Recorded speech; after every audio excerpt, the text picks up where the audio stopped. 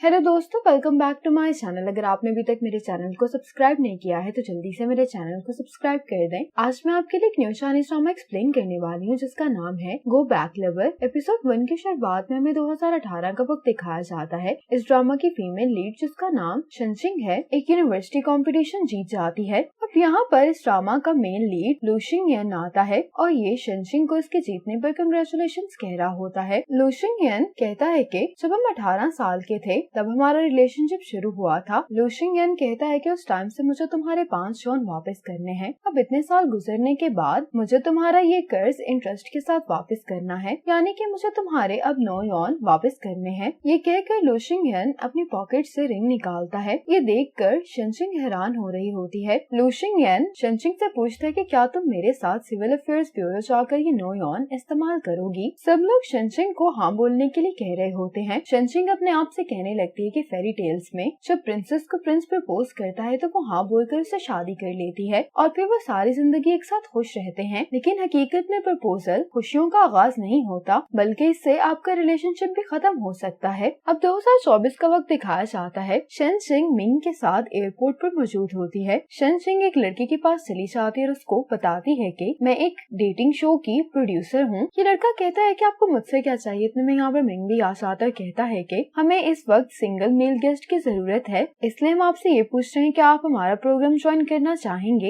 ये लड़का पूछता है कि तुम कौन हो, तो ये कहता है कि मेरा नाम मिंग है, मैं एक स्क्रीन राइटर हूँ। तो ये लड़का कहता है कि मैं इस तरह के किसी भी प्रोग्राम में इंटरेस्टेड नहीं हूँ। ये कहकर ये चला जाता है। अब मिंग की नजर एक लड़के पर पड़ती है जो उसको देखते ही फौरन यहाँ से चला जाता है। मिंग इस लड़के का पीछा करने की कोशिश करता है, लेकिन ये इंटरनेशनल एयरपोर्ट लॉन्च में चला जाता है। शनशिंग कहती है कि तुम्हें क्या हुआ है। मिंग कहता है कि मैंने पिछले 6 महीनों में इस लड़के से बेहतर मेल गेस्ट कैंडिडेट को नहीं देखा। शनशिंग कहते हैं कि ठीक है, फिर हम इसको अप्रोच करेंगे। अब ये दोनों अंदर आ जाते हैं। शनशिंग इसको कहती है कि तुम फीमेल गेस्ट को अप्रोच करने की कोशिश करो और मैं इसको अप्रोच करने की कोशिश करती हूँ। अब शनशिंग इस लड़के के पास जाकर बैठ जाती है और जो मैगजीन ये पढ़ रहा होता है उसके बारे में बताने लगती है। कहती है कि मैंने भी ये मैगजीन पढ़ा हुआ है। अब शनशिंग इससे पूछ ही लेती है कि क्या तुम सिंगल हो। ये लड़का इसके किसी भी बात का जवाब नहीं दे रहा होता। शनशिंग इसको अपने प्रोग्राम के बारे में बताने लगती है तो ये लड़का अपने चेहरे के आगे से मैगजीन को हटा देता है। शनशिंग ये देखकर हैरान हो जाती है कि ये तो लू शिंग-येन है। एक दूसरे को इतने सालों बाद देखकर इन दोनों को वो सारा टाइम याद आने लगता है जो उन्होंने एक साथ गुजारा था। शनशिंग इससे पूछती है कि तुम यहाँ पर क्या कर रहे हो, तो लू शिंग-येन कहता है कि मैं यहाँ पर किसी को सी ऑफ करने के लिए आया हूँ। शनशिंग कहते कि फिर तुम डिपार्चर लॉन्च में क्या कर रहे हो। लू शिंग-येन कहता है कि यहाँ पर आने की मुझे आदत हो गई क्योंकि पहले मैं तुम्हें सी ऑफ करने के लिए आया करता था। शनशिंग अपना फोन उठाने लगती है, लेकिन लू शिंग-येन इसके प्रोग्राम को देखने लगता है। लू शिंग-येन शनशिंग से कहता है कि तुम्हारी नई डॉक्यूमेंट्री का टाइटल काफी रोमांटिक है। इतने में यहाँ पर आते हुए मिंग कहता है कि फाइनली मेल गेस्ट की हमारी कास्ट पूरी हो गई है। लू शिंग-येन कहता है कि इसका क्या मतलब है। मिंग कहता है कि एक्स पार्टनर्स के लिए हम एक डेटिंग शो अरेंज कर रहे हैं और इस प्रोग्राम के लिए हमें लगता है कि तुम परफेक्ट हो। लू शिंग-येन हैरान होते हुए कहता है कि पहले तो तुम डॉक्यूमेंट्रीज पढ़ा करती थी। शनशिंग कहती है कि तुम आज भी पहले की तरह एक बुरे एक्टर हो। शनशिंग कहती है कि तुम्हें ये बात मालूम है कि मैं चाइना सिर्फ इस रियलिटी शो की वजह से वापस आई हूँ। लू शिंग-येन को ये बात अच्छी नहीं लगती। कहता है कि तुम्हें ये क्यों लगता है मैं आज भी तुम में इंटरेस्टेड हूँ। ये बात सुनकर मिंग कहता है कि तो तुम दोनों एक दूसरे को जानते हो। ये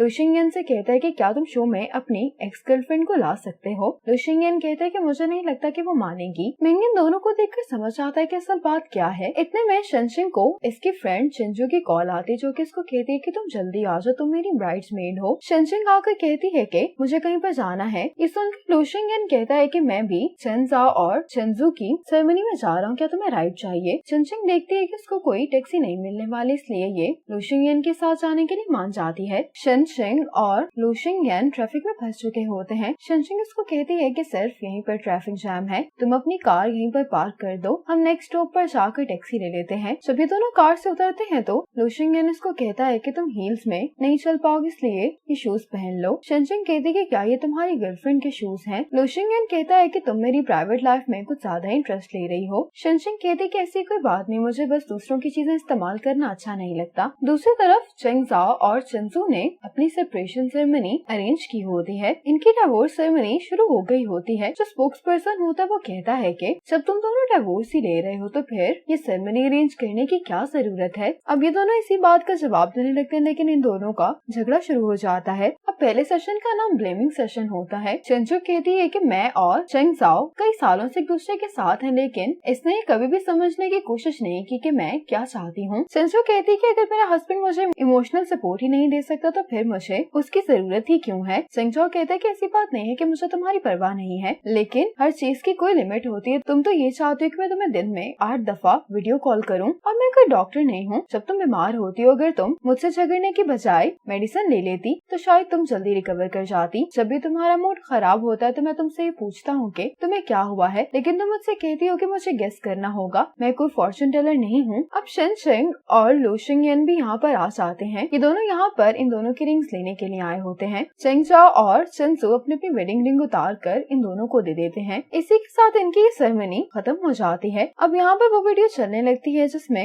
लू शिंगयन ने शेन शिंग को प्रपोज किया था। शेन शिंग चेन सू से पूछती है कि ये सब क्या हो रहा है। अब प्रपोजल का वक्त ही दिखाया जाता है। लू शिंगयन जब शेन शिंग से पूछता है कि क्या तुम मुझसे शादी करोगी, तो शेन शिंग इनकार कर देती है। शेन शिंग कहने लगती है कि इन पैसों में हम लोग सिविल अफेयर्स ब्यूरो नहीं जा सकते, इसलिए हम इन पैसों को नेक्स्ट टाइम के लिए बचा लेते हैं। ये सुनकर लू शिंगयन मुस्कुराने लगता है और ये शेन शिंग को रिंग पहनाता है। ये दोनों इस टाइम पर बहुत ही खुश दिखाई दे रहे होते हैं। अब लू शिंगयन ने ये वीडियो बंद करवा दी होती है। ये इससे माफी मांग रहे होते हैं कि उनसे गलती से ये वीडियो प्ले हो गई थी। चंचू अनाउंस करती है कि लास्ट सेशन पिलो फाइट का है। शेन शिंग कहती है कि यहाँ पर पिलो फाइट क्यों होने वाली है, तो चंचू कहती है कि अपना गुस्सा निकालने के लिए। चेंग जाओ लू शिंगयन से कहता है कि बस तुम देखते जाओ। चेंग जाओ एक पिलो उठाता है और चंचू को इससे मारने लगता है। अब चेन शिंग और लू शिंगयन को भी इस पिलो फाइट में पार्टिसिपेट करना पड़ता है। चेन शिंग कहती है कि इतने सालों बाद भी हमारी केमिस्ट्री आज भी पहले जैसी है। लू शिंगयन कहता है कि इसी वजह से तो लोग बहुत क्यूरियस हैं कि आखिर हमारा ब्रेकअप क्यों हुआ था। शेन शिंग कहती है कि तुम्हें तो हमारे ब्रेकअप की वजह मालूम ही होगी। लू शिंगयन कहता है कि जो लोग अहम नहीं है, मैं उनको और उनसे जुड़ी हुई सारी यादों को भुला चुका हूँ। शेन शिंग कहती है कि ये तो अच्छी बात है। अब ये दोनों एक दूसरे को बेस्ट विशेस देते हुए पिलो फाइट कर रहे होते हैं। अब शेन शिंग के शो का इंटरव्यू दिखाया जाता है। शेन शिंग से ये सवाल पूछा जाता है कि क्या तुमने ब्रेकअप के बाद अपने बॉयफ्रेंड से पैचअप करने की कोशिश की थी। शेन शिंग कहती है कि ब्रेकअप के बाद हम दोनों ने एक दूसरे को बहुत हार्श बातें कह दी थी, इसलिए मैंने इस बारे में नहीं सोचा। कुछ टाइम गुजरने के बाद मैंने उसे कॉल की थी, लेकिन उसने मेरी कॉल नहीं उठाई। ब्रेकअप के बाद हम दोनों ने कभी भी बात नहीं की। मुझे लगता है कि मैंने लू शिंगयन का दिल तोड़ दिया था। लू शिंगयन कहता है कि रिलेशनशिप शेन शिंग ने खत्म किया था। मैंने उसको बहुत दफा कॉल करने की कोशिश की थी, लेकिन उसने ब्रेकअप के बाद ही मुझे ब्लॉक कर दिया था, और ब्रेकअप के बाद उसने कभी मुझे दोबारा कांटेक्ट करने की कोशिश नहीं की, इसलिए मैं ये बात समझ गया था कि वो मुझसे कोई भी ताल्लुक नहीं रखना चाहती। लू शिंगयन से सवाल पूछा जाता है कि उस दिन एयरपोर्ट पर तुम दोनों का मिलना क्या एक इत्तेफाक था। अब दिखाया जाता है कि लू शिंगयन को मैसेज आता है कि इसकी जर्मनी जाने की फ्लाइट बुक हो गई है। ये मैसेज देखते ही फौरन से एयरपोर्ट आ जाता है। एक्चुअल में उस दिन शेन शिंग भी जर्मनी जा रही होती है, लेकिन ये अपनी फ्लाइट मिस कर देती है। दूर खड़ा लू शिंगयन इन दोनों को देख रहा होता है, और जैसे ही मिंग की नजर इस पर पड़ती है तो ये फौरन से यहाँ से चला जाता है। अब इससे सवाल पूछा जाता है कि शेन शिंग की फ्लाइट की इंफॉर्मेशन का नोटिफिकेशन तुम्हें क्यों मिला। लू शिंगयन कहता है कि जब हम दोनों डेट कर रहे थे तब हमने टिकट बुकिंग एप्स पर रजिस्ट्रेशन मेरे नंबर के साथ करवाई थी, इसलिए शेन शिंग जब भी ऐप के थ्रू फ्लाइट बुक करती है तो मुझे उसका नोटिफिकेशन मिल जाता है। लू शिंगयन से पूछा जाता है कि तुम एयरपोर्ट क्यों गए थे। लू शिंगयन कहता है कि मैं बगैर सोचे ही जज्बात में आकर उस दिन एयरपोर्ट आ गया था। इसी मोमेंट पर एपिसोड 1 खत्म हो जाती है।